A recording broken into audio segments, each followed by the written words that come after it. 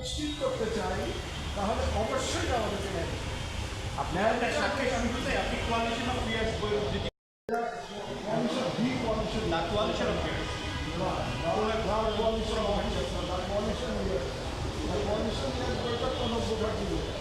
যিনি ভারতের রাষ্ট্রপতি ছিলেন, পররাষ্ট্রমন্ত্রী ছিলেন, তার সাথে জেনারেল মরিনের একটা মিটিং হয়েছিল 2008 সালের ফেব্রুয়ারি মাসে দিল্লিতে।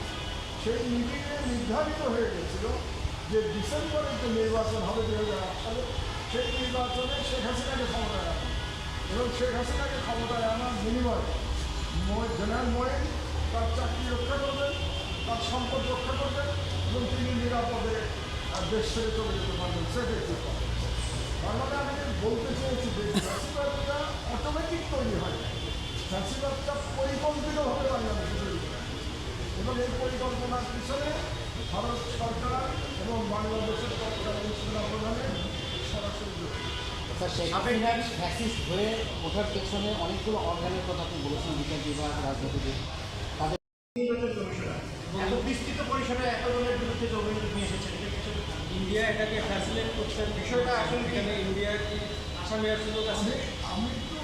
আমি করার কেউ না, আমি একদম ইতিহাসবিদের দৃষ্টিতে, একজন সাংবাদিকের দৃষ্টিতে, লেখকের দৃষ্টিতে আমি দেখেছি, আমি ফ্যাক্ট লিখেছি।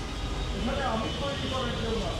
কারণ হচ্ছে যে সাবেক যিনি প্রধান, যিনি সেনাপ্রধান ছিলেন, তারা তো এরকম ভুয়া একতরফা নির্বাচন মেনে নিয়েছে, শুধু মেনে নেন না, তারা ফ্যাসিলিটেট করে।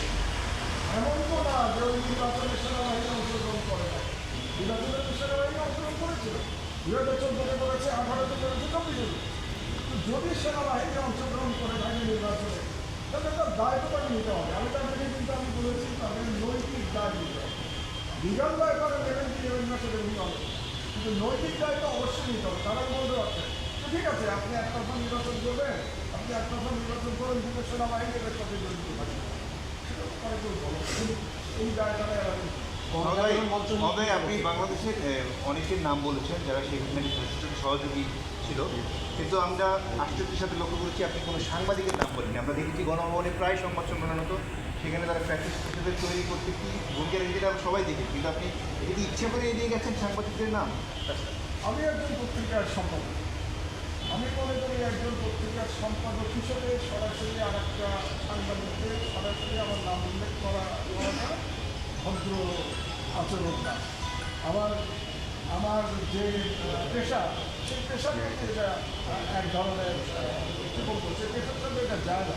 তবে আপনারা যদি নাম জানতে আগ্রহী হন,